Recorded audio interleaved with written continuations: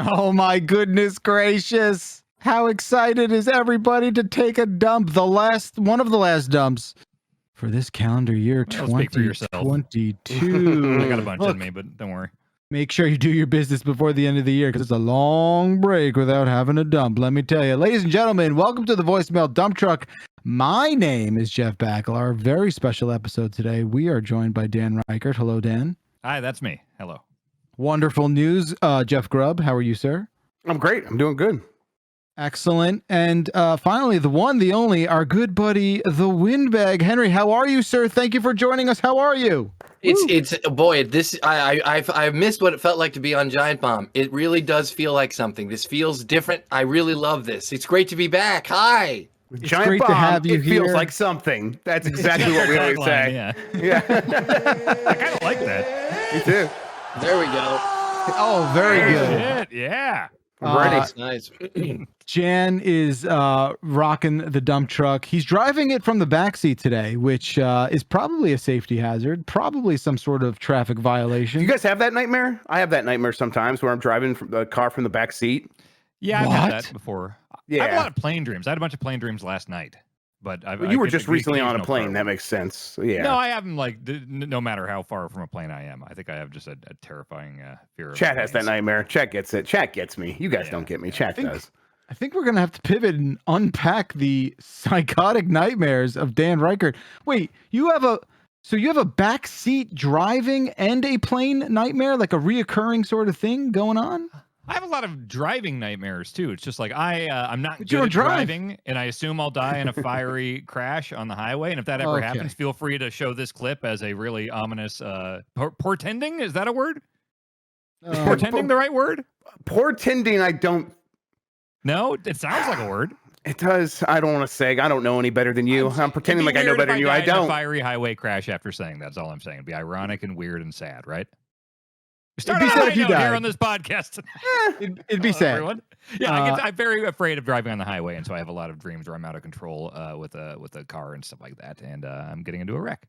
The driving from the backseat thing is weird. Has anyone else ever had that dream? Yeah, definitely. I mean, that's what I'm saying. And the people chats out there saying they've had it. I think it's just you're feeling out of control. I feel out of control, and I'm feeling that way right now because I'm bleeding a little bit on this show. My hand. What? I got a little bit. Get it up there. Get it up in the camera. Yeah. It's good right there. Why are you bleeding? Oh my god. That ain't bad. Okay. Well, I punched a wall, but let's be very. Let's. Okay.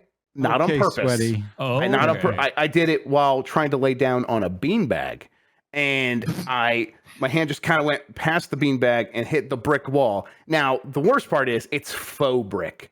It's not even real brick. It's just that flat. It's still sharp. You know what? Very sharp, and it just injured me. But I was so tired and sleepy that I'm just like, oh well, I'm just gonna lay here and bleed a little bit. Like that's just gonna be my Thursday.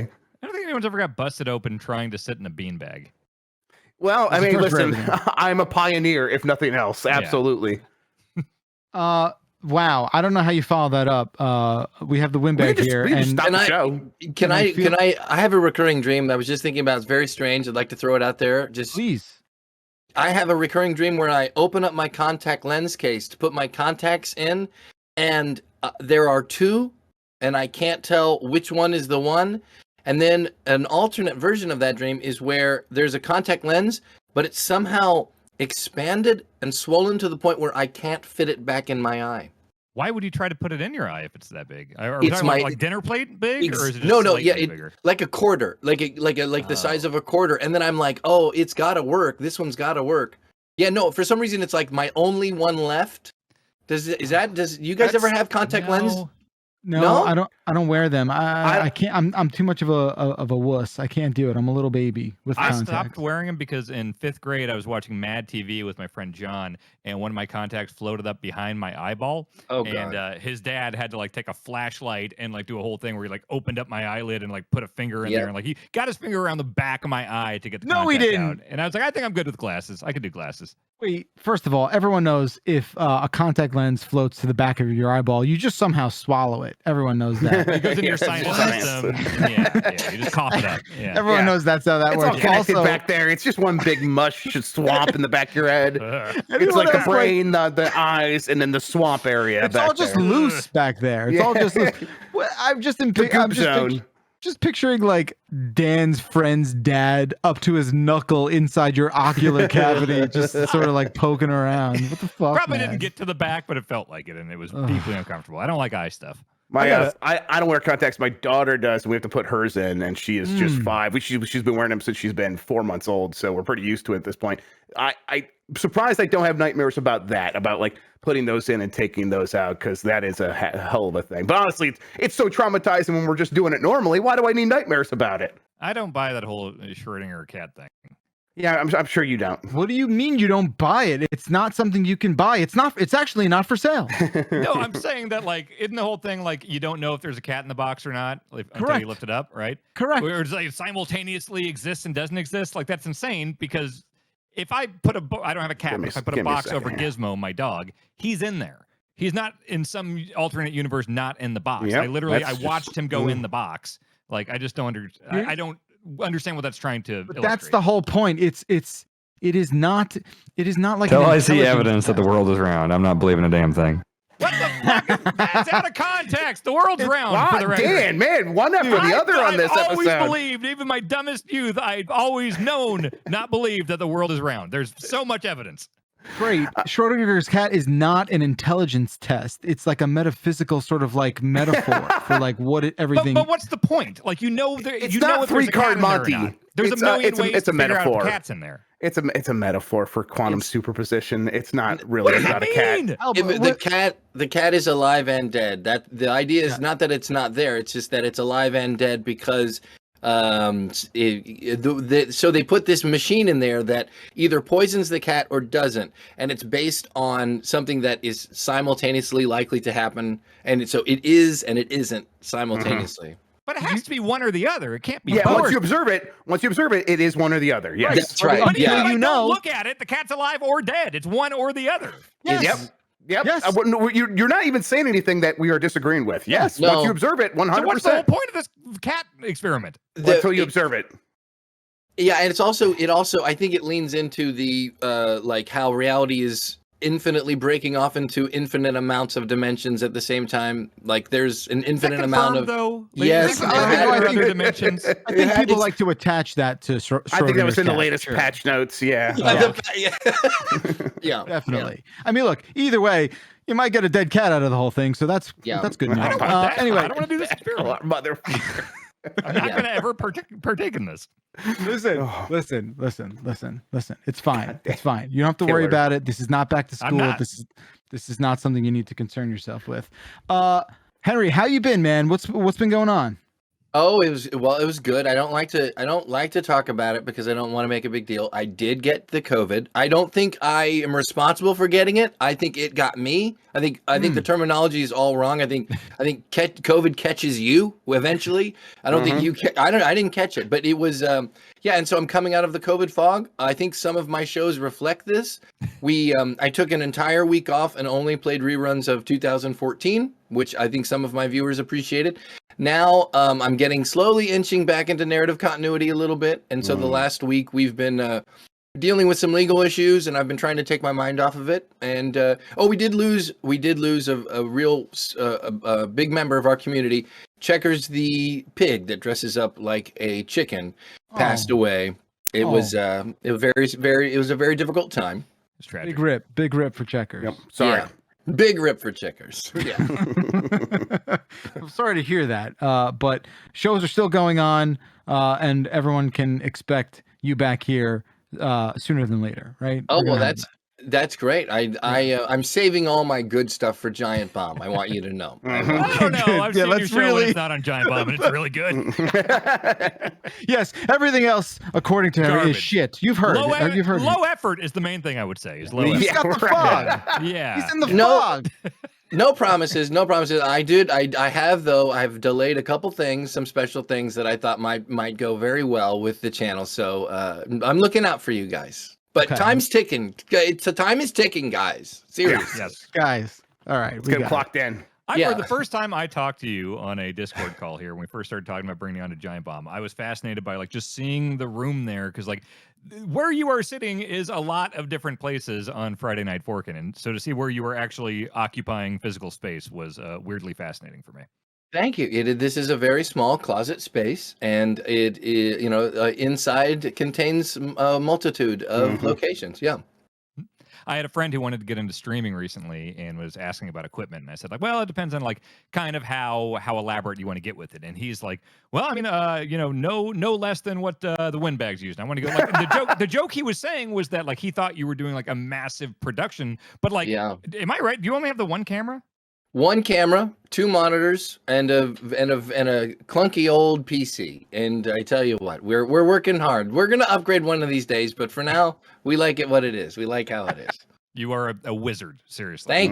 Thank you. I will like to say I do enjoy. I get the question a lot. I use my keyboard on my computer, and if you look at your keyboard, imagine all the keys are about triple hotkeyed, and so that's kind of the idea of how we do it. Wow, no less than 300 hotkeys is what it's hard for me to like wrap my brain around that still. But like when you are doing this stuff, is it just you have it all memorized, or do you have like little buttons, like little pieces of paper on the keys, or is it just like, no, I know where that button is, where I need it? I have to look down to make sure, like the ones next to each other. But I can certainly navigate some of it without looking at it, and I've got for instance, 1 through 0 on the top of your keyboard. Those are all my music files, and so like each one is a folder containing a different genre of music that is appropriate to a different Danya, so those can be swapped out, and a lot of things now the game is swapping things out. So like, for instance, I have a fun thing where I ring it up, where it'll show up, it'll go like cha-ching, or sometimes it'll say car wash, or sometimes it'll be lightning striking me. So every day I have a list of things that I swap out to keep the show fresh. So like yesterday was the ring it up sound. Today could be car wash or lightning, and so I just drop the file in under the same name, and it says you want to replace this. So OBS reads it as looking the for the same same file. thing, and so it's the same hotkey. Okay, wow, that's clever. Yeah. Have you ever had to move to a new computer before? Like, have you ever had to move your OBS profiles? No, before? I switched early on. If you look at my Instagram, you can see early on I was just from the camera on an iPod, like an Apple Air. I was streaming from there, and then when I got the PC, I switched it all over and had to do all that stuff. And yeah, that takes forever. Or if I ever accidentally like change the ratio or the resolution, everything has to be done like refitted. Yeah, that's a nightmare. Yep. That's a nightmare. So I've learned to like stay away from those things, and that's why swapping out really helps. You know what I mean? There's something I have to ask you that my son's been asking me ever since he laid eyes on your stream, and I didn't really have an answer. I had a suspicion. He wants to know the one question. Obviously, he knows it's not a loop, but what he does want to know is the bell real? Oh yeah, you guys want to see the bell? Please, there real. It is. Yeah, there it is. That's bell awesome. Is real. That's there. It little is. Hamburger bell. I love that little bell. Yeah, everything is.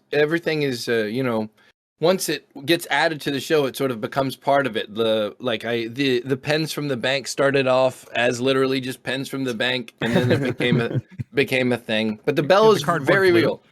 The cardboard flute. Yeah, the scary things is when things fall in place and you go, oh my God, I'm so lucky.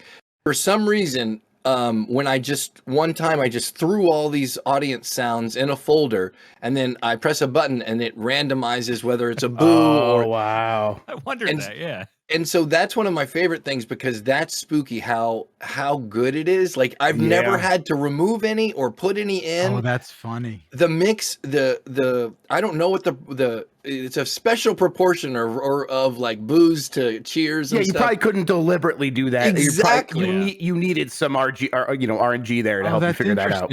Yeah.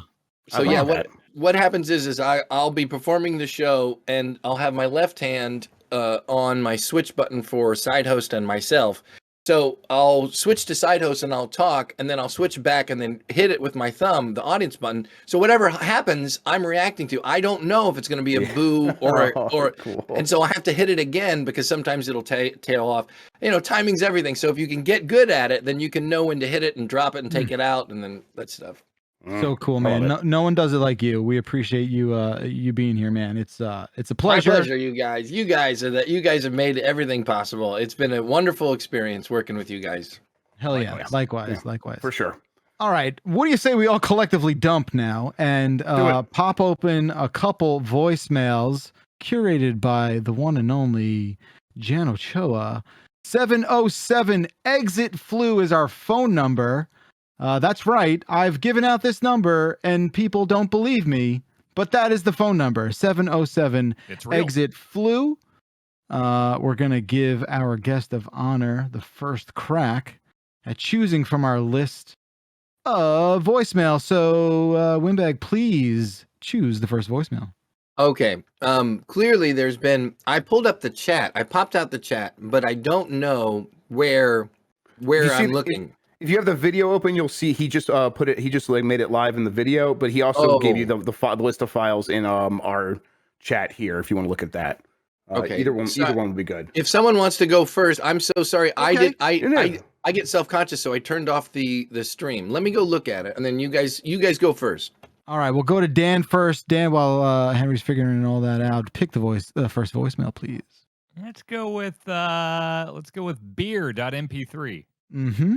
Hey, Dumpers. This one goes out to Bacalar. I sold craft beer for about 15 years of my sales career. I worked for some companies like Dogfish Head and Left Hand and Yingling and Budweiser. And listening to your story about knowing the beer and being that consumer that like has an affinity with a particular beer is absolutely fucking hilarious because that is so true. And myself being a craft beer enthusiast, man, like there is definitely a difference between like just your regular beer guy and then your beer consumer that loves the product. So like right on, Jeff, for being yourself and being cool because a lot of us industry like don't like those people, but I say fuck them. That's awesome that you're like a diehard beer guy. So right on, guys. Keep dumping and love you. Take care. Well, thank you. I'm trying to determine that was a compliment, right? I'm trying to determine how much of a backhanded compliment that was. I'm like, that was pretty backhanded. You're not a snob. so You're backhanded. A snob. Most people hate snobs like you, but I can tolerate that. It's basically that. No, but listen, your head's not that far up your ass. It's just the right amount up your ass. Yeah, right? I can't tell. I've never had someone give me such an upside down compliment like that. I mean, I think he was sincere. And I think that he really, truly is. I think he likes to hear the way you talk about beer because he recognizes it. He's familiar with it. But he also knows that typically when people start talking that way around like the other kinds of beer people, the douche chills just run up their arms and they're like, well, listen, this is unavoidable. This is what happens. So here's the thing, right? I think it's a very fine line, right? Like, I think barrier, like, I think, the low end, like, beer drinker, that's where everyone exists. And then in between, like, the insufferable shithead craft person and the normal thing, that's the zip code that I occupy, where I'm like, I'm okay about it. I think I'm just going to go ahead and say that's where I exist. Dan, you seem to disagree. Well, for the record, look, I've drank with you plenty, and you are the guy that, like, when I have my Bud Light, will be like, oh, might as well drink your pea water. Oh, you're not going to get drunk on there. You're basically drinking water. Oh, garbage swill water. I'm just trying to channel your dad when I have that energy. I was going to say, I think that's the inverse of my dad. I think they're yin and yang, right? Pacifico when he acts like I'm ordering the fanciest beer in Spain or something. That's a whole other onion layer to peel back. But yeah, go ahead. No, that was my thought. Was that you are that guy that will be like, oh, you're Bud Light.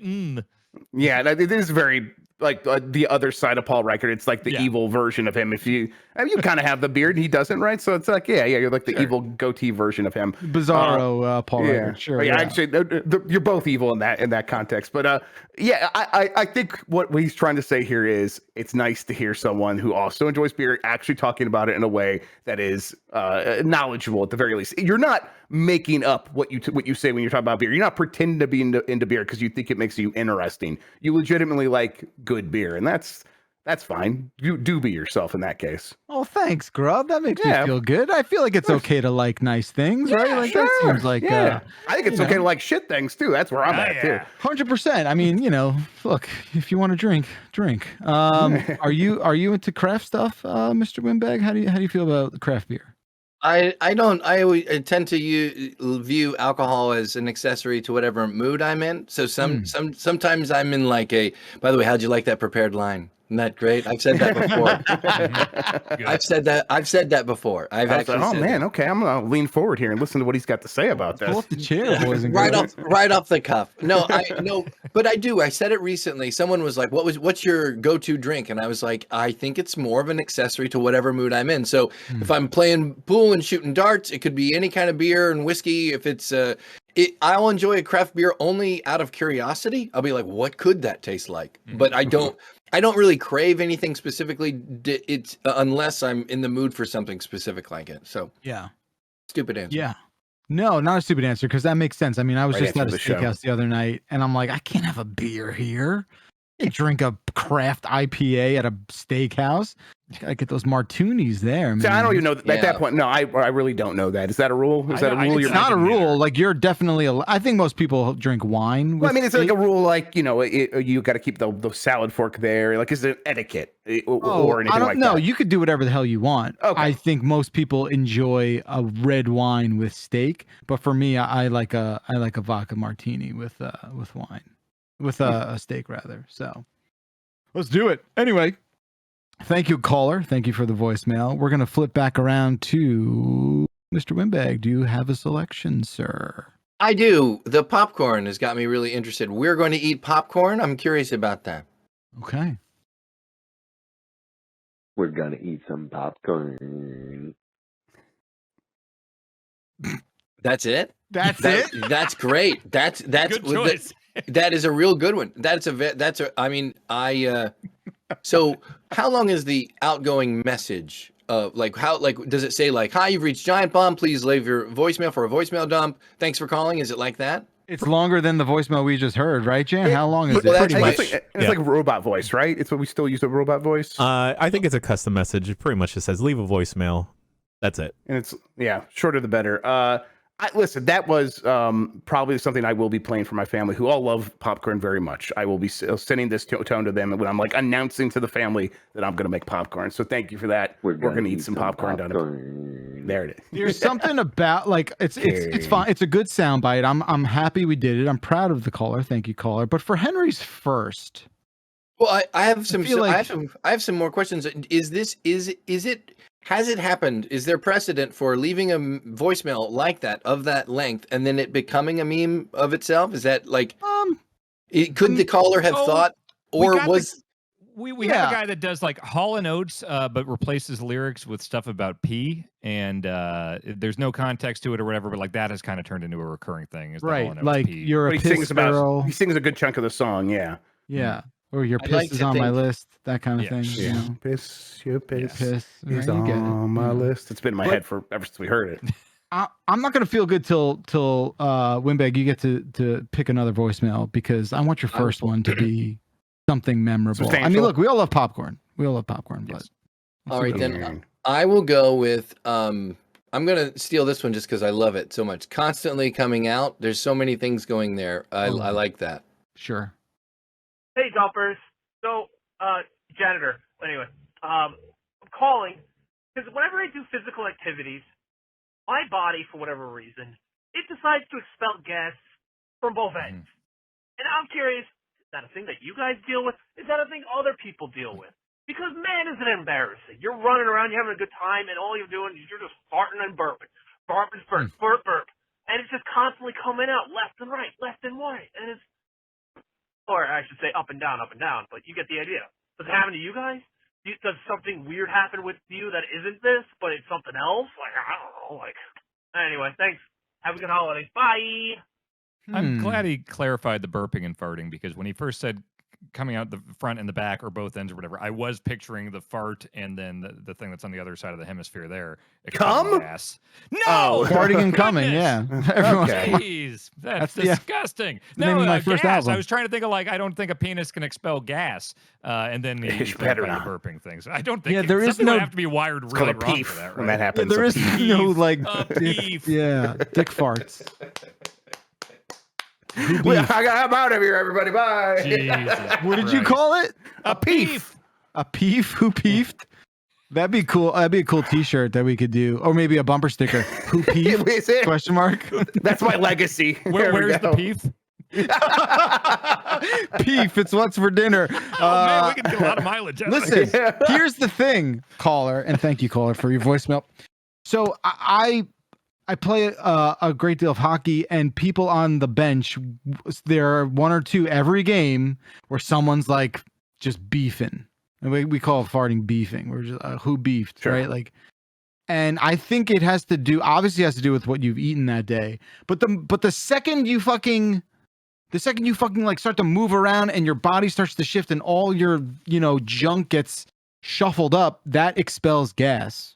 And But I you would think just with fart and burp. hockey, you're on the skates, and I've never played hockey, but I assume that's more of a glide. So I would think more with You got to impact. pump. You got to pump the legs. Dude, it's physical activity. It's like we're not Right, but just if you're moving running- at if you're- one speed. Like, But yeah. if you're running upstairs, if you're on a Stairmaster, there's impact every time that might be shaking one out. I would think Yes. that with hockey, you're just kind of No. like No, sliding. and maybe... honestly, no. When I had a 6-month-old baby that didn't know how to fart, I had to do a bicycle leg motion. Yeah. And honestly, it looks just like she's skating. So it's like that's what trying to teach her how to fart. Like, just skate. We will move on here. Well, I do think it's like about like what you're eating, probably. Yeah, like it's probably that 100%. simple. Yeah, right. Yeah, I would think so. I mean, like, look, you have a burrito before you exercise. Guess what, friend? It's not going to work out the way You're want probably it to. lactose intolerant. Stop eating a full bowl of milk and cereal before you. That's definitely something to look into too. I mean, a lot of my specific issues come from that. Maybe that's TMI, but like that's the reality of the digestive system. Jeff Grubb. Did the caller ask for anything? Did he want a specific reply? Did the caller say like, is this normal? Is this natural? Or how do we feel about it? So like, does it happen to us when we're moving around a lot? And Yeah, I mean, it has happened to me for sure. it's happened to me with like stairs. Like every step up a stair, I'll get a little fart. Yeah, but Every not step? burping. Yeah, You're just like there was like up there the way.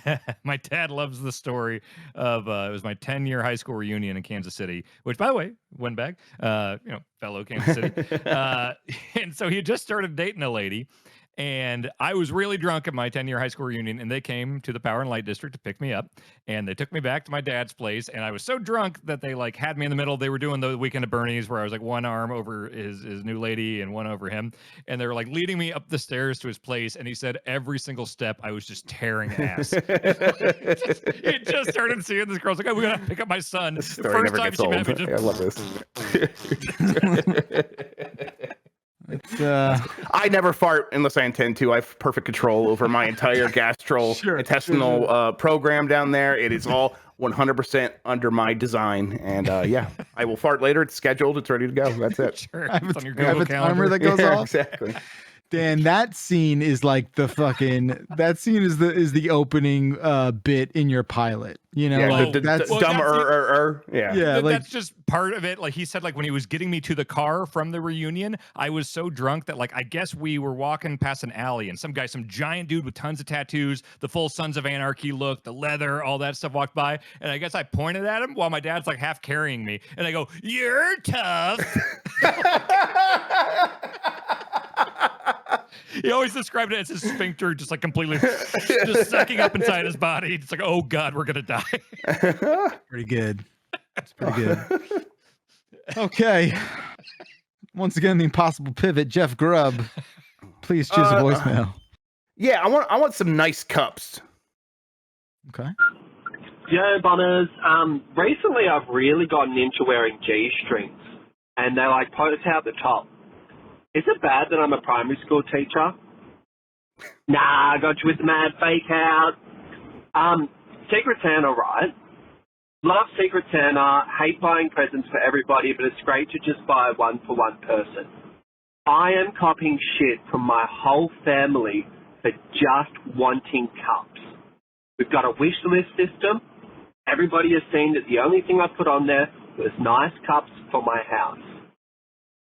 What the hell? Love yous. I'm Nice. very confused by this call. Nice cups? What's a So, yeah. G-string? I think he said G-string. Oh. I think he was saying he's got a whale tail. I think that was a joke. That was a bit. Yes. He was fooling I us. see. And then he said the only thing he put on his wish list my phone just fell out of my pocket on the ground. The only thing he put on his wish list is nice cups. And so he's trying to get his family to buy him nice cups. And then he said, what the hell? Jan, if you can translate that any better for us, I would. Yeah. Like, is there something going over our head?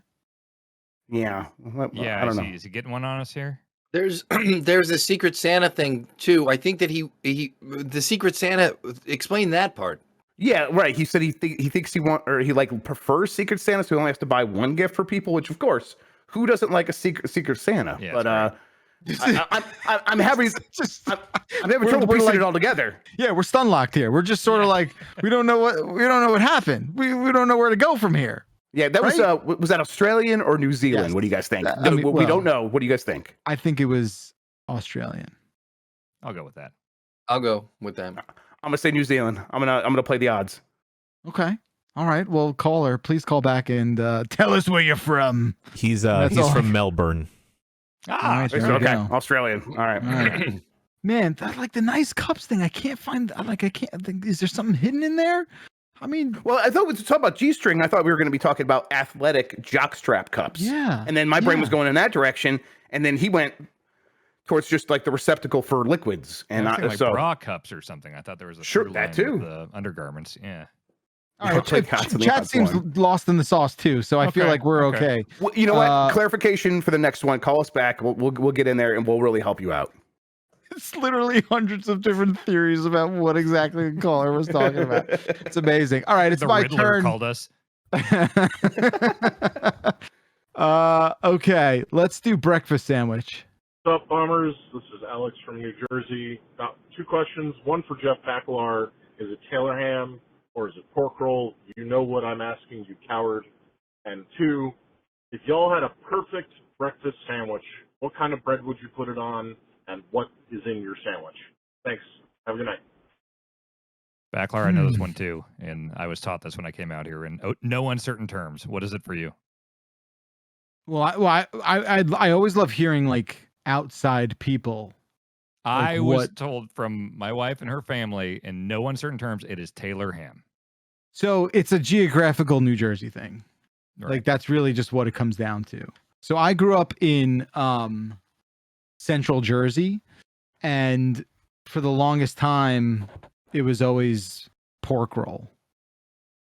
And then when I moved around, I still think you hear like the same. I think you hear it's interchangeable no matter where you go. Historically, though, pork roll is like Central and Southern Jersey, and then North Jersey is Taylor ham. So you were told, yeah. So it wasn't that much of a contentious issue. Like I think people outside of New Jersey, is this gonna get me stabbed? Yeah, like I think people outside of New Jersey are more like horny about it than people inside New Jersey. It's just not a thing. I don't know. Maybe it's like the Chicago pizza versus New York pizza. It's like Chicago, like they're like, oh, this is a thing, and New York's like, what are you talking about? We don't care. Yeah, we're sort of like indifferent. We're eating our pizza, which is clearly better. Yeah. The bigger controversy is whether or not there exists a Central Jersey. Like to me, that is the. It's a big state. Aren't you? No, it's not. I grew up in Central Jersey, so I know it's currently. Aren't you sitting in Central Jersey now? Yeah, no, I'm in North Jersey. Yeah, I'm in North Jersey. It takes so long to get to your place from North Jersey. Okay, we can't. We're still gonna pick you up, Dan. Just stay right where you are. We'll come swing back. We'll swing back around. Don't worry about it. Down there. Don't basically worry like about South Carolina. The best breakfast sandwich. He was asking for the roll. Was that what he? They said like, what bread would you put it on? And then I don't know. You could just describe your best breakfast sandwich. There's nothing better than like a fresh Italian roll. Okay, like just a nice. I don't know what would you call like. I don't know if that has a specific sort of name. It's just like a regular roll. Like it's not. It's like not a sesame roll. Yeah, it's just bread, right? And there's a time and a place for the sesame roll. That's when you're gonna have like a meat sandwich. But just give me like bacon, egg, and cheese, salt, not salt, but pepper and ketchup, and I'm plain McDonald's quarter pounder and cheese, just meat and cheese. There's not a better sandwich. That is not correct. You somehow answered wrong. It's better than any sandwich you can have at breakfast. Dude, get out of here. Get out of here. I'll put whatever on a bagel and call it a sandwich and eat it at breakfast or lunch, dinner. I don't care. But Yeah, I'll put on like everything bagel with, whether it's bacon or one of them like chicken patties that they'll give you at a fancy fast food restaurant. Yeah, whatever. Give me that. Put it on a bagel though. I need to know what the Windbag has in his perfect breakfast. All right, guys. I apologize, but it's really struck a nerve. This is one of those. Shit. Yeah. No, this is like okay. Here we go. Iron skillet, medium high. Bring it to a medium high. A breakfast sausage patty right in the center. Ground pepper. Once it's cooked, flipped a couple twice, and then squeeze it down. Set it to the side of the skillet. Don't take off. Pat of butter in the middle. Egg fried over easy, semi-hard. Cracked pepper on top. A Thomas English muffin toasted until brown. Now here is the very crucial part. Ready? Here's how you assemble it. The English muffin, obviously on the bottom, mayonnaise, and then a couple pieces of onion, thinly sliced, sausage on top, then add egg, and then a couple dashes of the Tabasco, and then you're done. And then that is, friends, the perfect egg sandwich. That sounds incredible. I think like 90 out of 95 of those things sound really good, but you got he's upset because you said the word mayonnaise, even though he totally is fine with mayonnaise at this point. He's eaten it a million times. No, you just don't know what it is still. Dan, he just forgets he likes it. How much would you have to get paid to eat that? That sandwich? Yeah. I mean, look, it's a sandwich. It's not going to be toxic. It's going to be fine. I'm sure it tastes Growth. delicious. But you see this, everyone? Growth. Look, here, how about I say $200? Maybe the year changed you, Dan. You can Venmo me. Winback, do we have permission to put that in the description of this podcast so people can make it for themselves at home? It is my favorite. I would be so happy. Listen, you can make it 100 times and you'll never get tired of it. You have to also make sure that the egg is just cooked enough that it runs, but not overcooked. Not absolutely. Yeah, and I would be careful when you assemble it because it's going to squirt. So you might want to puncture it just a little bit before. Let it do it inside the sandwich. Ooh, yeah. But I'm really serious about the way you assemble it. You have to have the mayonnaise onion base under the sausage, and then egg, and then Tabasco. Because the mayonnaise onion hits the sausage first. When you taste it first, if you mix it up, you're going to get. It's just not going to be as good. Oh, sounds good. Chat I'm wants making to it know this if we can weekend. just refer to this as the windbag, the sandwich. No, this was my father. My father would make this one for me. Mr. Windbag, right? Yeah, Mr. Windbag. Yeah, so call it the Mr. Windbag, the Windbag Senior. Yeah, I guess. That. I'll take 2 Windbag Seniors to go, please. I always ask for 2. You have to eat 2. That's the thing. Of course. You kidding? You get home, you're like, and shit, I could go for another one. Don't try and overdo it with like the burger-sized Thomas English muffin. You're making a mistake. You want the regular size. You want the regular size. Yeah. Delicious. Now I'm hungry. What kind of onion? Chat wants to know. Yeah. You can do it with that. But those are variations. The variations can be accommodated with bacon or maybe even links. Recently, I tried it with the sausage links, the maple syrup sausage links. Yeah. But the classic, the real classic. I'm telling you, that flavor is you can't reproduce it anywhere else. All right. I'm glad we've recorded it forever. And we have. Yeah, I'm making that. Thank you so much, Windbag. I'm making that this weekend. Is there anything you can't do? All right. Chat, it was your turn to pick the next voicemail, and chat chose Weird Al.mp3. Put Weird Al in Fortnite, you coward. Oh, wow. Yeah. You have an accordion emote. He would. Yeah, that makes a lot of sense. That's all you got to say. I mean, could he have like a separate style that you could edit with the Amish Paradise skin? That'd be good. Yeah. I mean, that's just like a simple request from a simple man. Well, I mean, it's just stating what we all have felt inside for so long, and someone just finally came out and said it. It's going to happen. It has to happen. Makes a lot of sense. Yeah, it was weird. I was explaining at this dinner I was at the other night. I was explaining like Fortnite to people in their like late 30s. That conversation still have to happen? It still happens, man. Like there's a 30s, I play Fortnite every day. Yeah, I know. Well, only up until recently, but like I think there is still a sizable chunk of the population. I mean, I don't consider people in their mid to late 30s elderly by any sort of stretch, right? Like, right, but in like not even like sort of like if they've been curious about this, they've had many years now to have like to ask 100%. The question. I think, I mean, a lot of these people don't even play games or touch games in any meaningful capacity. But I don't mean elderly. Are there people Fortnite curious still? Yes. Wouldn't that? I mean, how long would you remain Fortnite curious before you just got into it? I mean, I promise you, there's plenty of people who have watched the right skin. A ton and have never played it. You do. For us, it was John Cena. John Cena's got us in. They're gonna like wait for if it was President Gerald Ford. Eventually, that's gonna get somebody else in. It's very rare that like I can tell that a video game has really broken into the public consciousness outside of gamers if they do a sketch on SNL about it, because that's a very mainstream show, and like they've done a Fortnite sketch before, and it's like I probably on one hand can think of SNL doing straight up video game sketches. Yeah. Okay, you learn a lot today. Appreciate it. Dan, we're coming back to you. Next voicemail, dude. Let's go with Oh, wait a second. I'm technically shouldn't it be my oh, you're right. That's right. Thank you, Windbag. I don't want to. I just don't. I don't want us to get off on a weird. Fuck you, like, Bacalar. That's Bacalar's fault. That's Bacalar's fault. He's really bad at this. Did the order change? Did the order change? Because originally he The forgot. order He's getting is old. correct. Nope. Look who's at the top This is a there. failing, and I'm glad you called it out. Henry. Shout out E.O. Wilson and those ants up there. How about that? Let's get a little ant action. Hey there, bean surfers. I need to ask the real yous, because the TV yous are not giving me straight answers. If ants could use the force, like, they would all use it together, right? Like the colony would just do the one thing together with the and not like the ants fighting each other, right? I know the dogs are excited to guess, but really they're looking more forward to church than the actual quiz, so I don't think it's worth pressing them for it. All right, see you guys at church tomorrow.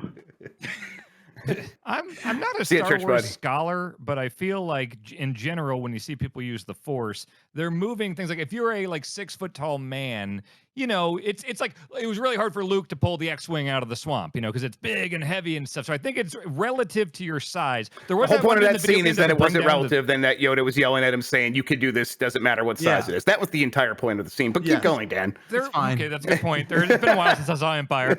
There was the guy in the game that brought down the Star Destroyer, but you had to be like super duper powerful, right? So like, I think a standard ant could like push a pebble around with the Force, but I don't think an ant could like knock over a dude. Now, Dan, you're not an expert in the Force or Star Wars, but you are an expert in ants, which is why I'm surprised that you forgot that ants have like proportional strength of like they can lift 100 times their own weight, and so if a colony working together, you would assume that would topple a building. There has to be a limit, though. Well, in the Force, they're probably not, but.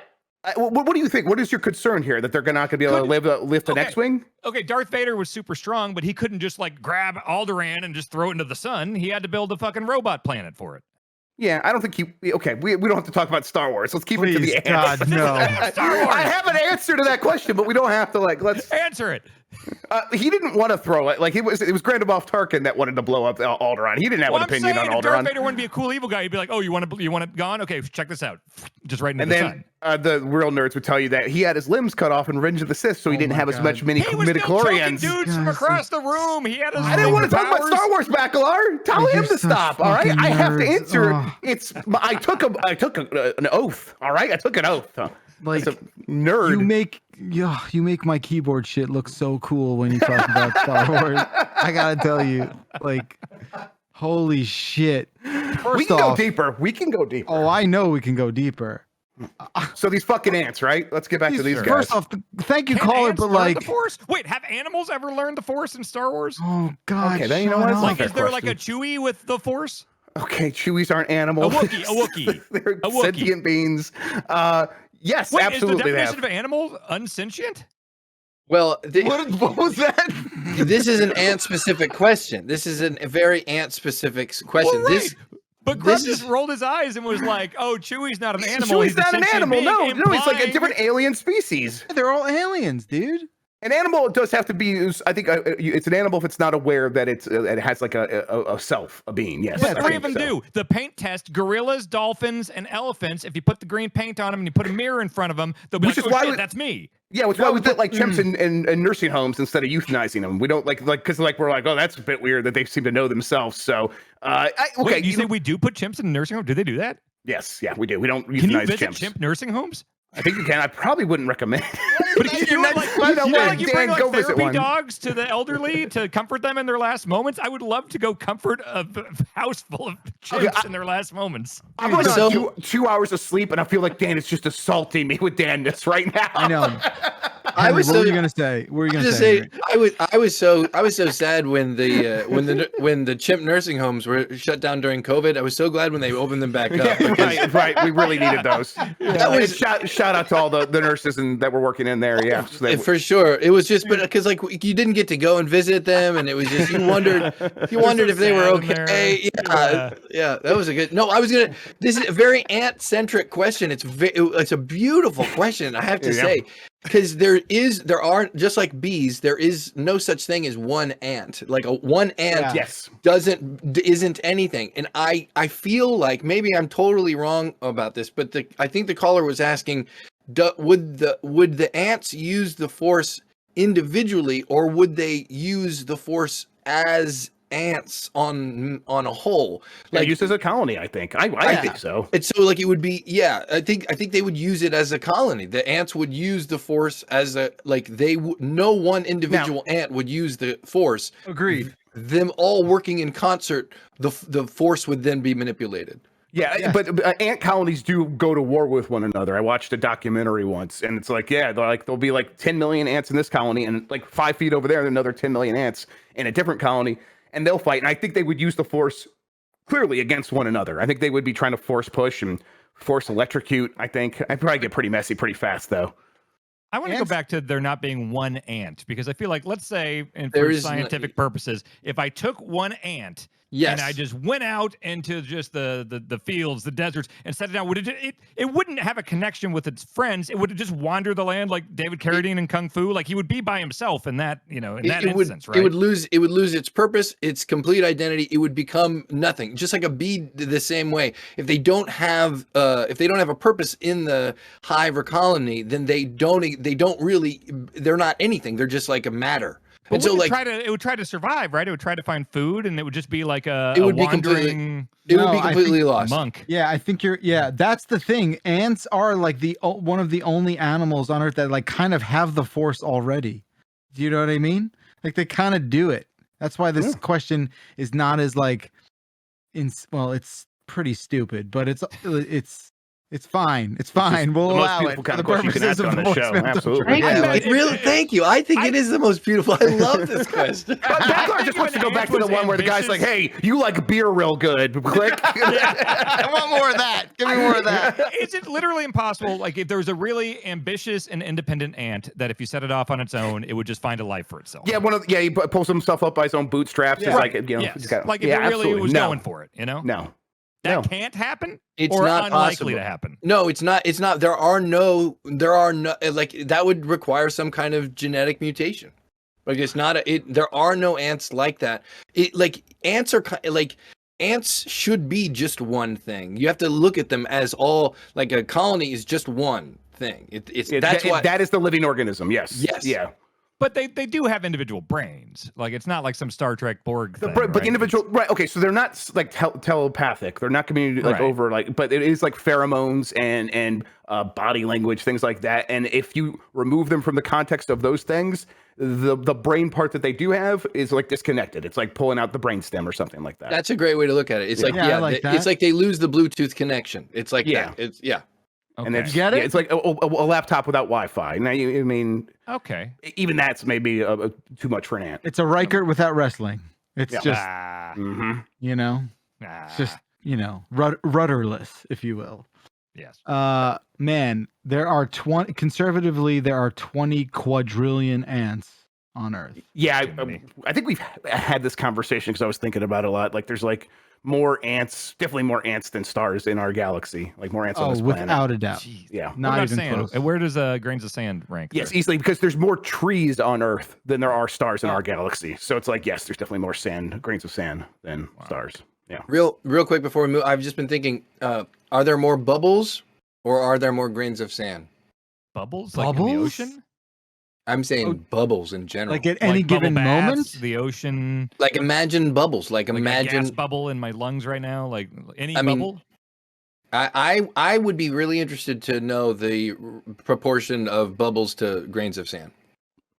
This is like the doors and windows thing. Is there more doors or more windows? Oh yeah. I mean, you got to think too that like the amount of fish and everything, like going back to farts, like they are probably farting a lot and causing bubbles there. And bubbles, all like bubble. How many bubbles? Like in just a, I mean, there's a just lot your body. of bubble. Yeah. There's tons of Fuck. bubbles. Why'd you have to go there with the bubbles, man? Foam. Are eyeballs bubbles? No. Not technically. What is the technical like? Why are they not? They're because bubbles are liquid. But there's like liquid, like eyeballs are goopy. No, we're not gonna do this. We're not. We're not. I'm not ready to say they're not bubbles, Dan. I'm sorry. I'm ready to say they're not bubbles. I'm not ready to say they're not bubbles. They're jelly. They're like jelly. He knows nothing about. First of all, no, I can observe the universe like a normal person. Okay, that's the difference. They're not. They're not bubbles. They're like jelly. I think Grubb is being honest about things he doesn't know. They're like boba tea, the boba bubbles. So those are not bubbles either. But boba's liquid, right? I ask for bubbles when I go there. I'm unsure. They look at me We like, all know what a this bubble gross is. white guy's asking for bubbles in his tea again. But hey, that's what I ask for, and that's what they give me. I think eyeballs are Christ bubbles. Almighty, we have to move on. Unfortunately, Dan, it is your turn to pick a voicemail. Let's go with freezer. Hey, what's your favorite thing you keep in the freezer? Like maybe it's alcohol or like popsicles or ice cream or meat like a lunatic or veggies? Like what's your favorite thing when you're just like, oh shit, I'm just fuck up some freezer stuff? I don't know if anyone's ever done that. Okay, real quick, Bacalar, would you be comfortable, and please say no if you're not, calling Russ Frushtick right now and asking him why he keeps bread in the freezer? I'll text them. Yeah, text him. Great, perfect. Yes, I want. He opened up an episode of the Besties with like keep bread in the freezer, and he never explained to what end. I've seen people do that. Yeah, I've seen him do it, but he was like swearing how it's so much better, and I'm like, I'll also ask him, but it's a better way to keep bread fresh than putting it in the fridge. If you have like multiple loaves and that's like the backup on deck bread, if that's right, but I think he was suggesting. I think he was like immediately as soon as you get bread, put it right in the freezer, and then before you eat it, just take it out and then I guess toast it or something. I don't bake know. it. Okay, I'll keep a bunch of frozen, like good ass, frozen bagels in my freezer and just put them in the bagels oven. are so they're so fleeting from this world. You got to do something with the bagels. You got to hoard and conserve that. I mean, like, of course, and then any given time, I have a dozen everything bagels ready to go. I just need an oven. But yeah, I would assume that's the reason. But I will text them on the side. Also, just to answer this one real quick, thank you, caller, as well. Best thing in the freezer I got Reese's peanut butter cups. That's it. That's it. You keep those in the freezer like a gentleman, and you're on your way. And outrageous bars. Anything Reese's is good in the freezer. Sure. My favorite thing in the freezer pretty much year round is for my birthday in June and for Christmas, which is typically in December.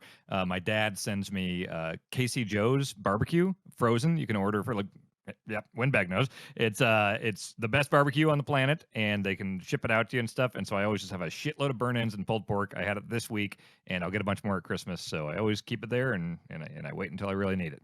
It's nice. It sounds nice. Finally, a normal answer. Henry, what about you, bud? I'll go with that chocolate. I mean, morsels. Chocolate morsels are so great to have in there. Like you reach in there, you got a handful, and then that's a good one. I also just let's not forget that if you have the freezer space, a snowball. If you keep it like snowball, not the fruit, if you keep a snowball in the freezer, it is quite a meditative experience to bring it out in the spring or the summer and go, oh my, what is time, I've done that, but I've only thrown it at people, and I felt bad about it because it gets really hard in the freezer and it just hurt people. Yeah. You're sitting here meditating about existential stuff. You take it out and you're like, sorry, I hurt your head. The seasons have passed and everything is growing once again, Yes. and Wow. Little Emerson in there, yeah, absolutely. Yeah. I mean, think about it. I mean, I always love that because then, the year has passed and summer, and then you bring it out and you're like, my God, oh my God, everything will die once again. Yes. Everything. Yeah. I love that. What a beautiful moment. I don't have a great brain, so I forget things when I put them in places like the freezer. And so I like to play with things like if I want to surprise myself later. So it is going to be things like York peppermint patties, where like I'll eat all those if they're just right there. But if I put it in the freezer, my brain will forget that they're there, and I'll come back later and discover them. And it'll be a nice little surprise. It's like a treat to future Jeff. So anything that I kind of like really like, that's what I do. Used to do this fucking thing. I haven't thought of this in years. When I was in college, sometimes when I would come home from the bars like really drunk to the point where it's like I knew I wouldn't really remember the last moments of the night, I would like prank future sober Dan by like I would take my keys or my wallet and I would like put it in like the ice tray in the freezer, be like, ha ha, I'm gonna get him. He's gonna wake up and be like, where's my keys? And then I would find it and I'd be like, God damn it, I'm an idiot. Like I would prank future You had a literal Mr. Hyde situation. Oh my God. That is fucked up. I did like that even all the time. Even drunk That's Dan wants to hilarious. shit on Dan. That's amazing. That is hilarious. that's the kind of thing. Really good. That's the kind of thing that like you say in therapy, and that's like the one thing where like It's like a red flag. Like, we weren't allowed to tell the police about this. Yes. That's like the one thing you say with like, oh, excuse me, I actually have to report this information to the authorities. DSM-5. Yeah, that's troubling in a big way. Thank you for sharing it with our audience. I hate freezers. My kitchen freezer has the bottom drawer that you got to like pull out, and I hate it. I hate that design so much because, like you said, it's all the bad. What's that? What's the brand of your freezer? Sub-Zero wins. Okay. Yeah, Okay. no, like it's real bad, and then things get lost in the little areas of it. It's terrible. I hate it. We were lucky enough to get a second basement fridge over Thanksgiving, and that's one of those just top storage door boys. And let me tell you, it's been a revelation for me personally. I don't like the bottom drawer thing. We got to figure that out. Have you Anyway. guys seen The Machinist? Yeah, of course. No. That's got. I don't want to give anything away, but that's got some real great freezer subplots. There's freezer action in that movie in a big way. Yeah. Look into it. Oh shit! All right, who you just go, Grub? I think so. I don't know. No, I think I I picked went freezer. recently. Yes. Yes, you picked freezer. That's right. Okay, so it's your turn. Me? Okay. Yeah, sure. I don't know. Let's go with the inflation, please. Oh, okay. Howdy, dumpers. Little context as to the gentleman that saw someone washing their ass crack.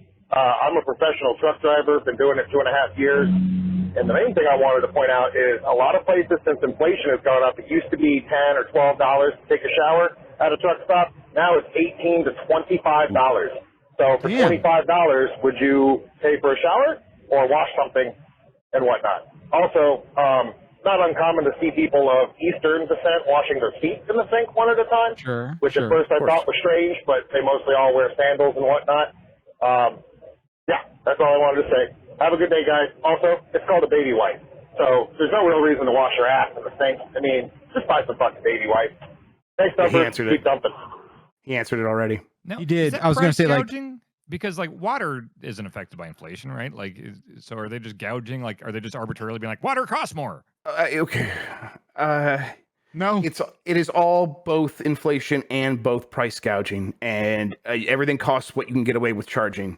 The dollar's worth less in some people's view, so therefore they feel like they could charge more, and people are getting paid more, so you can charge those people more money.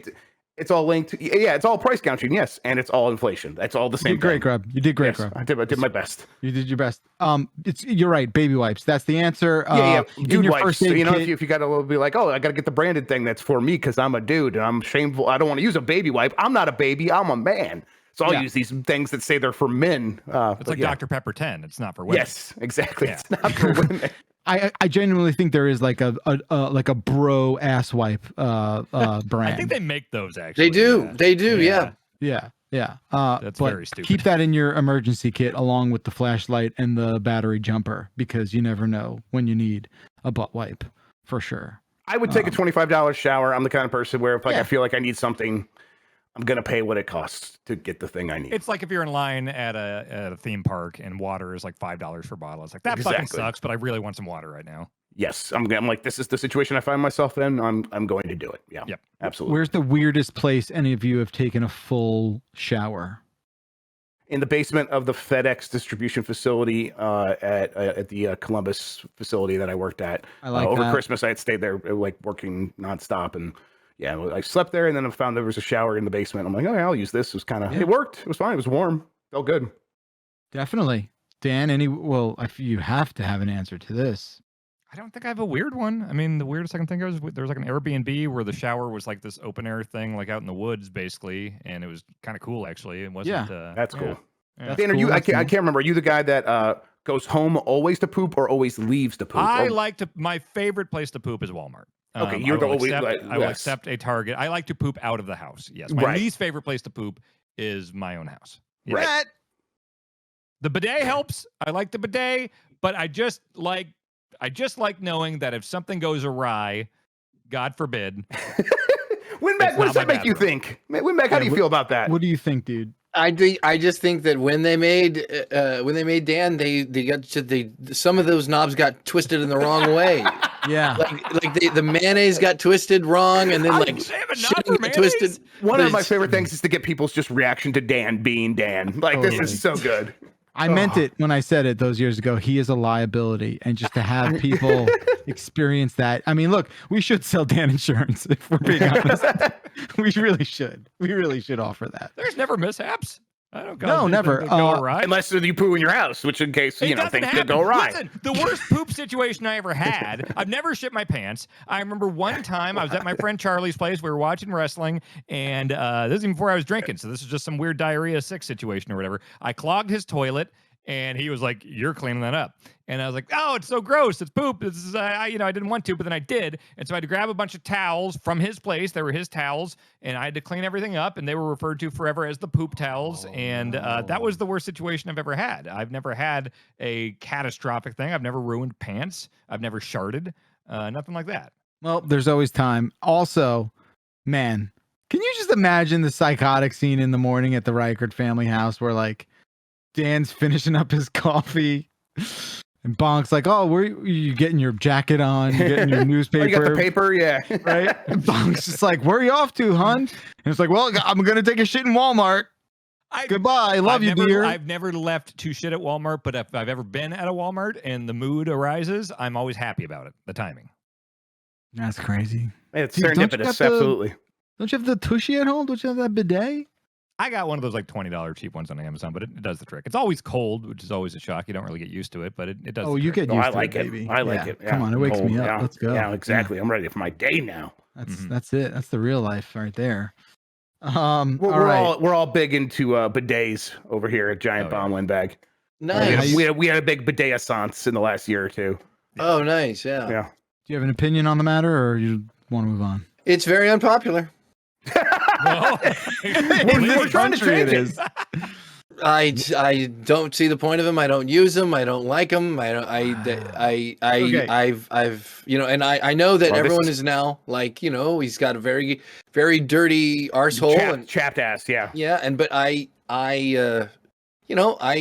really hate the idea of the sort of toilet paper routine that would follow, where the toilet paper I would fear would then break apart. And sure, that's completely fair. I understand that. I don't understand why I'm adding that mix. I always wipe until I don't see anything else, and so I feel like that's sufficient. That's the strategy, yeah. But but sometimes that's not possible. Like unless every shit you have is like a George Brett double tapered perfect shit. I think there's going to be some issues from time to time. There's also concern with what I read one time in a news story, polishing the asshole, where you wipe too much and it causes problems down there. So and it's a technical term. I didn't make that up. Polishing the bunghole, and you don't. I mean, I definitely could be guilty of that in the past. So like when I started using the bidet instead, it's like, oh, this is maybe a little bit healthier for me. But Dan, didn't we in the lobby of the hotel have a conversation, you, me, last week, Cam, and Lucy, about this very thing? I believe so. And we were saying our buttholes collectively had they were missing the bidet. Yeah, because we were suddenly without it, and we were all feeling a little raw. Yeah. Right? And it was because it's because the second, your butt gets used to it. Your butt gets accustomed to the bidet. Yeah. And it longs for it, Okay. Listen, I knew when I agreed to do this, there was going to be a risk of making, unpopular statements, and I know, and I fully accepted that, and I know that I'll be viewed differently. People will think of me different when they meet me in person. They'll maybe hesitate before shaking my hand. I get it, but it's just that's. You got to do what you got to do down there. Like you got to do what's you, and I appreciate that and respect it. Yeah, before we move on from that caller, I want to shout out everybody who makes their life on the road. I think that's such a rock and roll, crazy, amazing way to do it. Yeah. I've been lucky enough to be on tour just a couple times. I love it, but it's a crazy life, and I think it's amazing. People who, especially people who work with freight and do I think that's awesome. Keep doing it. I salute you guys. Life on the road, rock and roll, man. That's real. Very cool. It's very rock and roll. All right, I'm up next, and then we'll get to one or two more after that. Jen, can I please have wedding ring.mp3? Hello, voicemail Dumptruck. This is Dave from Marietta. I've been way behind on the giant bomb content, and I've been trying to catch up and watch older issues. And I got this idea that I was going to try and call in each time I watch an episode of the Dumptruck and try and tell a story based on an older episode. I was listening to an episode where you were talking about getting in trouble with teachers.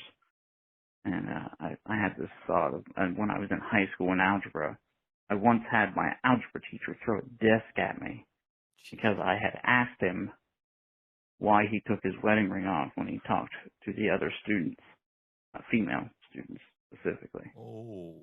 Yeah, I got in a lot of trouble for that. Anyway, hope you guys have a wonderful day. Thank you. My God. Guys probably Wait, got you- healthy relationships. You got in trouble because a man threw a desk at you? He got in trouble for asking the question of why do you take your wedding ring off? Fair enough. And the punishment was the flying desk. I'm going Okay, with- fair. yeah. Yes, Did fair. you I take get it Brock now. Lesnar? Who the fuck throws a desk? Yeah. Jesus. Wow. That's wild. That is wild. I think it was brave of you to ask the question that was in your heart, and you didn't. There was no ill will there. Maybe there was a good answer. It's not your fault there wasn't. So yeah. I think the problem you have there is it's the coming together of two incredibly opposing forces. An innocent, perhaps, question that was maybe not the right thing, and then clearly that triggered your teacher in a way where you were met with the complete opposite energy that the question was asked from. So my goodness gracious, that's glad you lived to tell the tale. Absolutely. Yeah, way to be. Thank you, caller. Up next, chat chose shut the front door. So I just heard Jan use the phrase shut the front door.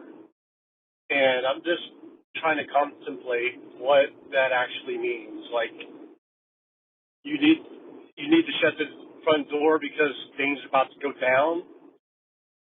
Like, No. someone's going to get. I don't know. What does that mean?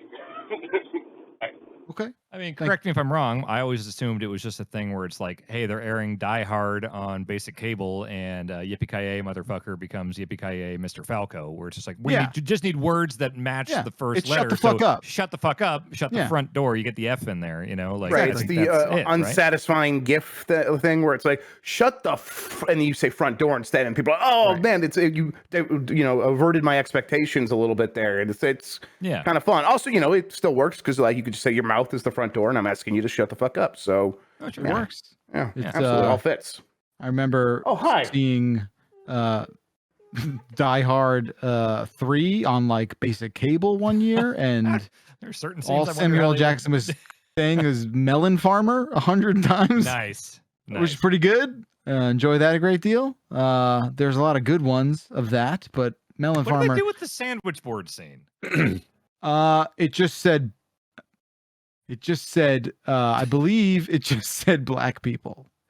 They edited it? Yeah. Wow. Okay. Wow. I just put my headphones back on and heard black people. What did the show become? We're talking about the opening scene in Die Hard 3. Okay. And how what they did on TV. basic cable. I'm pretty sure they painted over it. Yeah. I I haven't seen that. I mean, like I haven't seen. I've only heard it audio. I've never actually seen them do visual corrections like that. That's. Oh yeah, like changing. Yeah. I mean, with violence, they'll just cut the scene short. They'll just cut it out. Or same with sex. Yeah. They'll crop in. I think I've seen like painted on like bikinis or like bras before for nude scenes. I think I've seen that once or twice. There's probably good examples of that. I mean, there was Eyes Wide Shut, but that's how the actual like theatrical release was. That's how they got it. That's how they got the R. Yeah, right. Maybe that could be what I'm thinking of. Huh. In Back to the Future, Biff is outdone by Marty with the whole manure thing, right? And he said they cut to him close up, and he says, "Son of a." You guys want to make a guess what he says? Beach. Son of a dicket. Biscuit. He goes, "Son of a butthead." That was always my favorite. I always loved that one. He was like, "Son of a butthead."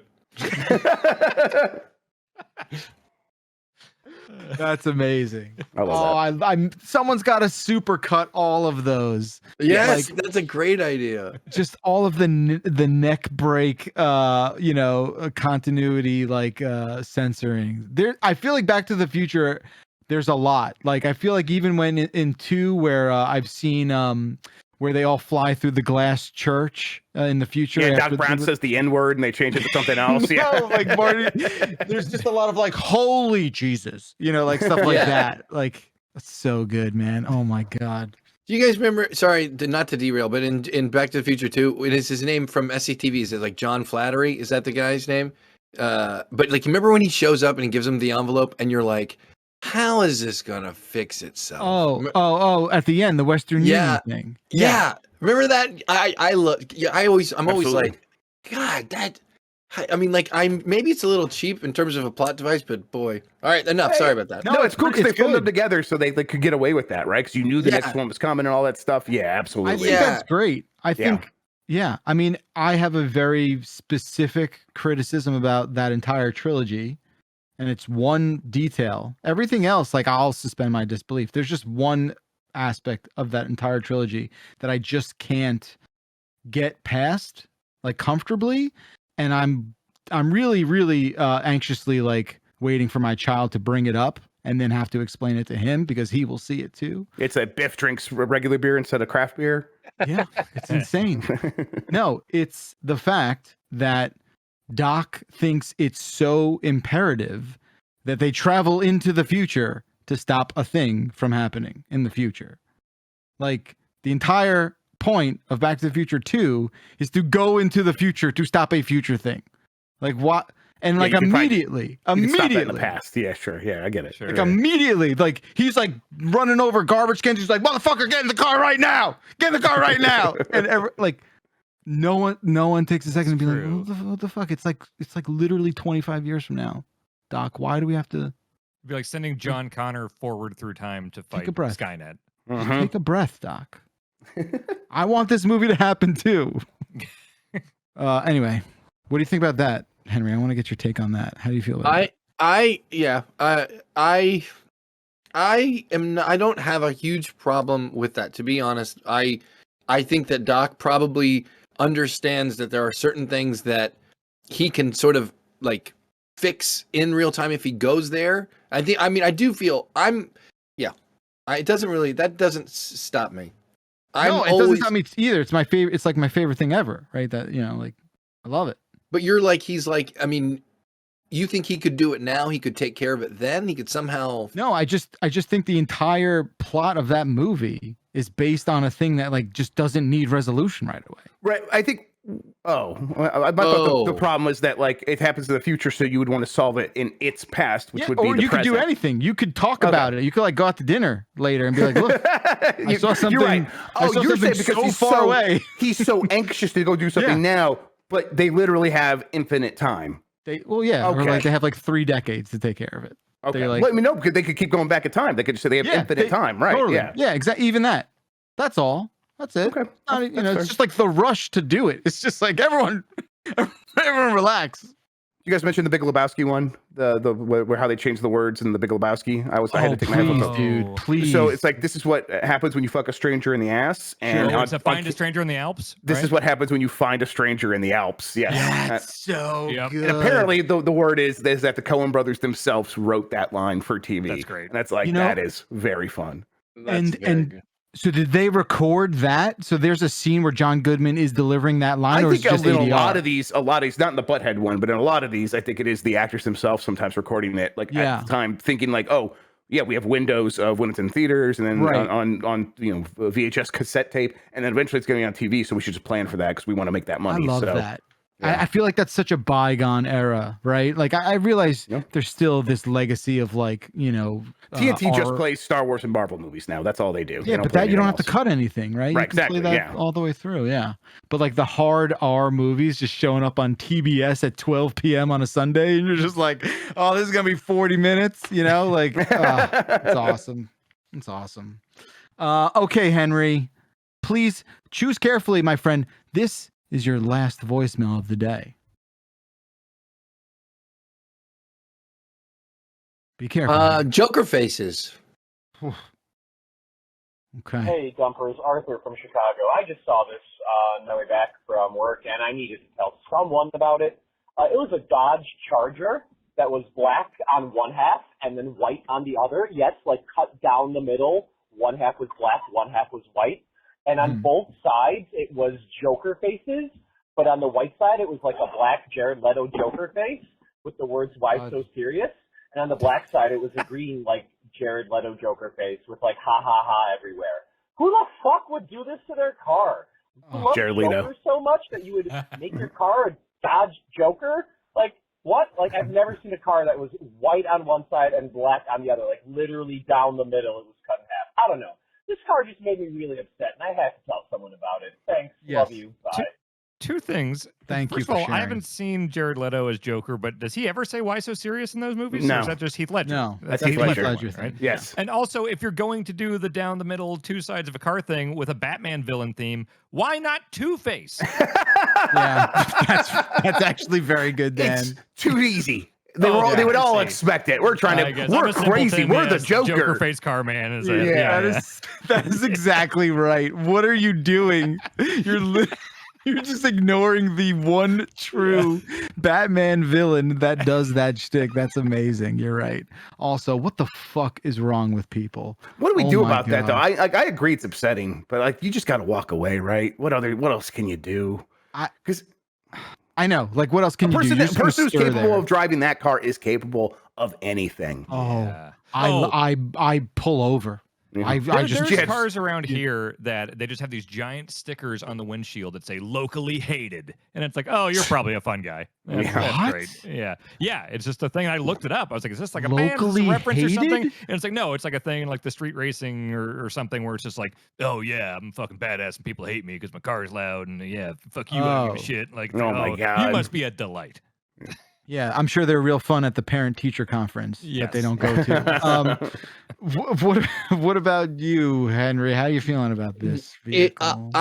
I'm prepared to look past my Joker obsessed biased and because I wonder about like the Joker obsessed, and I think that it's an expression of like something that is probably deep down pretty cool and I can relate to.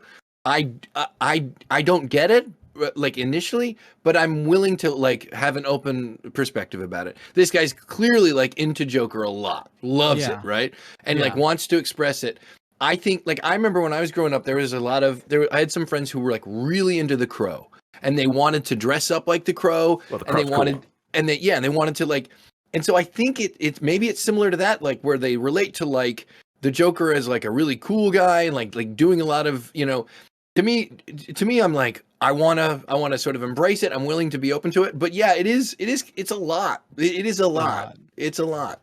I think like for me, the whole Joker culture thing and how it's been sort of like, tattooed to that incel culture sort of thing, which is obviously not great. I just think it's the Jared Leto one that's more upsetting. It's just like, I think all the Jokers are great. and then you just throw in the Jared Leto one. And to me, that's the most offensive element of the entire idea of it. It's kind of like a paradox, because it's like if we start to care about Joker, something happens like in the narrative that I think that the last Joker movie actually did, and maybe almost went too far, where it's like, if you make Batman the bad guy, which you kind of inherently have to do if you want to live in that world, of course, then you are kind of making Law and Order a bad guy, which I get. Like, a lot of people want to make Law and Order like that, you know, and so it gets really complicated. And I think that Nolan falls into the same kind of thing with Bane, where it's like, if we like, everything Bane says kind of makes sense up to a point. And so it's like, wait a second, am I pro Bane? Am I, am I pro Bane? Am I pro Joker? I think that's when I go, all right, you know what? I think they really vibe with the aesthetic, and they think the attitude is cool, and so I'm like, all right, yeah, let's go. I'm for it. Let's do it. You know, Joker's like just diet Fight Club these days, right? That's all it is. It's like that's Fight Club light. It's like Fight Club's a bit older. It is trying to say something. It's maybe trying to like parody you a little bit. If you were like someone who's like, I'm really into Fight Club, and the movie's kind of making fun of you a little bit, and a lot of people didn't see that, and they were happy to still embrace all that stuff. Joker will not parody you. Joker is not saying anything bad about you, the reader, the viewer. It's like, no, this society doesn't understand you, and you are a standout who's being held down by a system that doesn't want to unlock your potential, because they're afraid of what you could do if you really did. And it's okay, we need to.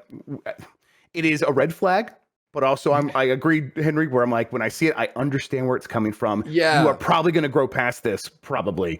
And so I don't want to, like, be the part of the thing that you view as beating you down. So I'll step back and just kind of let you do your thing a little bit. Yeah. Super well said.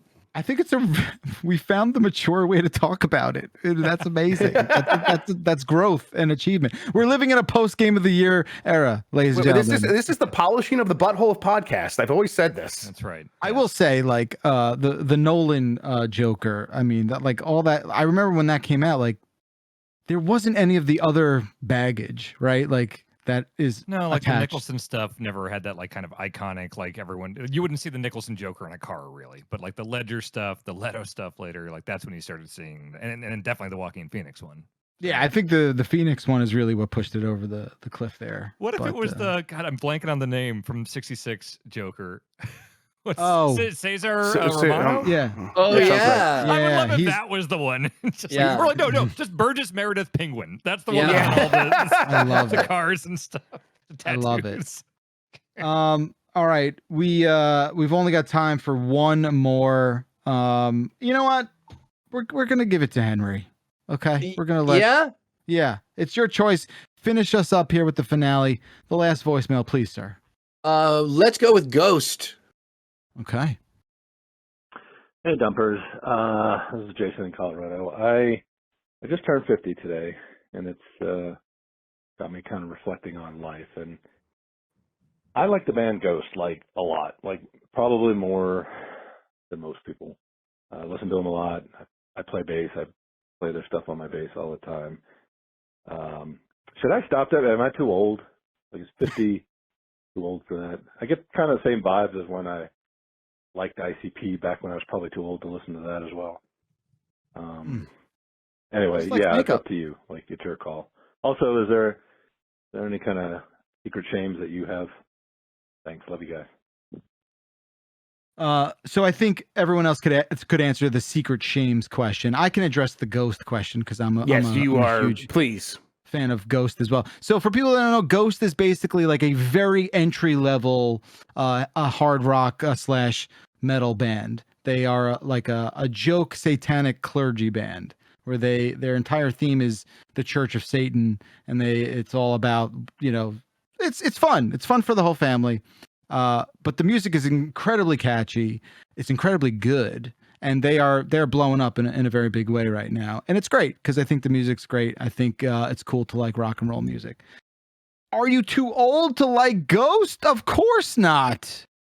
I was also at a Ghost show about 3 months ago, and 50 was probably the median age at that show. Let me tell you, okay? There were plenty of people way older than you. The band is in their 30s and 40s. You're not too old to enjoy Ghost. You're not too old to enjoy anything ever. What did Bruce Willis say? Bruce Willis was like, yeah, you get older, but at a certain point, you're just always that 27-year-old version of yourself. And it's like, I think that's probably right for most people. I don't feel that. I mean, I definitely was more of a shithead when I was like 27. Yeah, but in a lot of ways, I still see myself as that person. So what are you supposed to do about that? You're still you. Like what you like. Yeah, and Ghost is great. They're a great band. A lot of fun, that music. Anyone have? So what was the question about, like? Secret shames. Yes, secret shame. The guilty pleasures, basically. Yeah. I think it overlaps into that a little bit. I remember the moment that I turned that switch off, because when I went to, I've told the story before, but I went to college and I was like, it's a new start. I'm not going to be the wrestling dork anymore. I'm just going to be like, I'm going to be able to be a cool guy or whatever, and nobody can know I'm into wrestling. And I remember probably 2005, 3 years into college, I was at a house party with Nikki Glazer, and I figured at this point we'd known each other long enough where it's like I can tell her that, like, okay, I got a really dark secret that I got to tell you. Like, please don't tell anyone this. And she's like, oh God, what is it? And I said, I used to be like obsessed with professional wrestling. And she was just like, okay, and what? And I was like, yeah, I like as an adult getting into adulthood. And she's like, okay, who gives a shit? And I was like, wait, yeah, she's right. Who gives a shit? And so ever since then, I just turned that switch off, and just anything I like, I have absolutely no, just let it all out there all the time. There's no, I held that for 3 years in college. Like, I can't let people know I was really into wrestling. People are going to make fun of me. And then it's like, oh wait, no, absolutely not. Boy, do I have a message to deliver Nikki Glazer right now. She unlocked something terrible. Thanks a lot, Nikki Glazer. Years ago. No, Nikki's right. Nikki's right.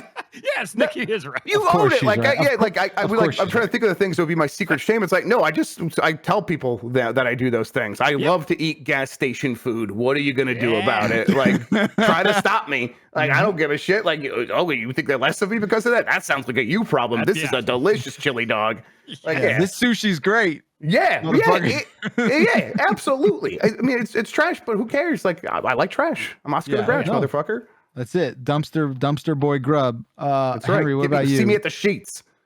Spill your guts, man. No, I mean, I'm gonna jump along with what you guys are saying. I think the more you can maintain kind of a perspective where you're curious and looking for new things to get into, or looking for maybe old things that you forgot how much you liked and bringing them back, the more you're going to multiply joy in your life and you're going to be happier. So you you have to do that.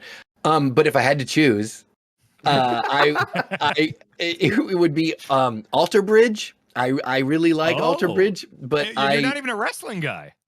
Well, do you realize they are a big wrestling situation? No, I didn't. Oh yeah, Metalingus.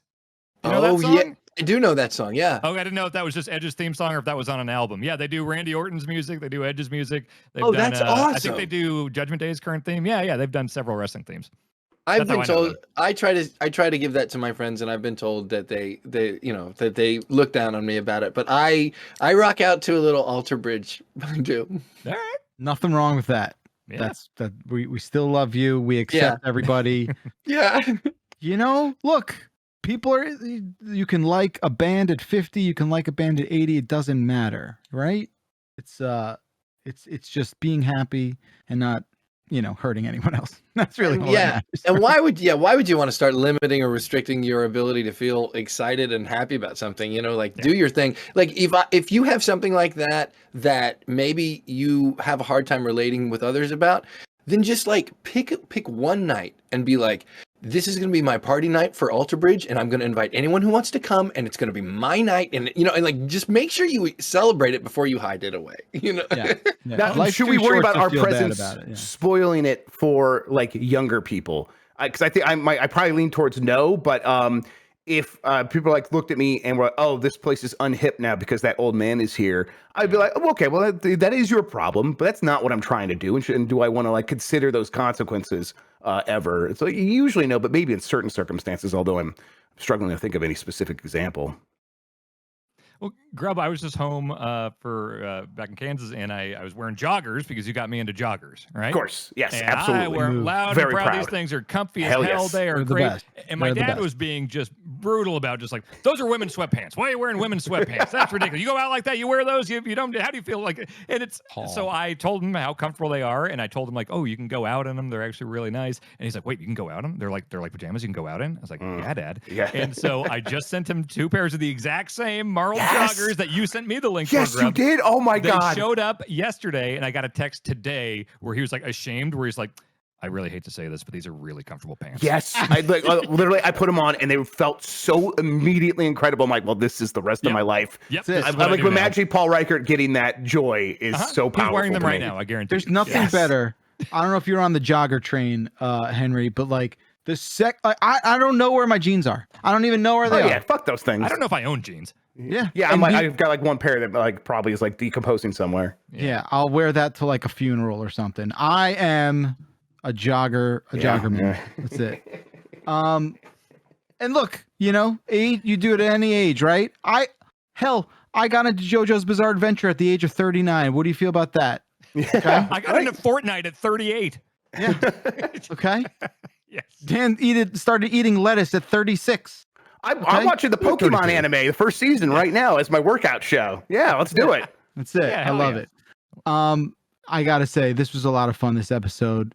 Henry, the Windbag, thank you so much for being here. Thank you so much for everything you've done, and we'll continue to do. My pleasure, guys. My pleasure, for sure.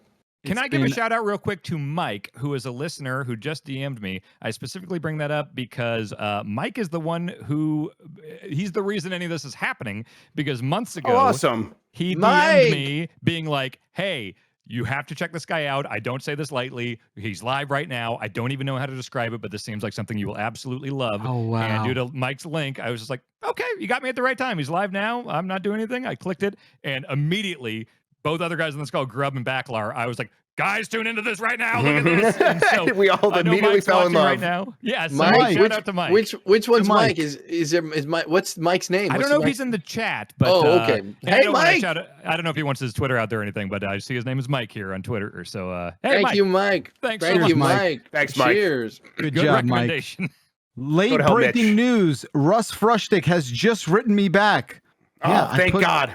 I put bread in the freezer to keep it from going stale. Why? What do you do? Is that what that's his answer? You just eat the bread quick. You just eat it before it goes stale. Just eat like 6 peanut butter sandwiches. You're good. Oh boy. Thank you, Russ Frushtick. Thank you, Russ Frushtick. Thank you, Dan Reichert. Thank you, Jeff Grubb. Thank you, Jan Ochoa. Once again, thank you, Mr. Windbag. We will see you next time. 707 Exit Flu. That is the number. Thank you, callers. We'll be back with more voicemail dump truck next time. Bye-bye.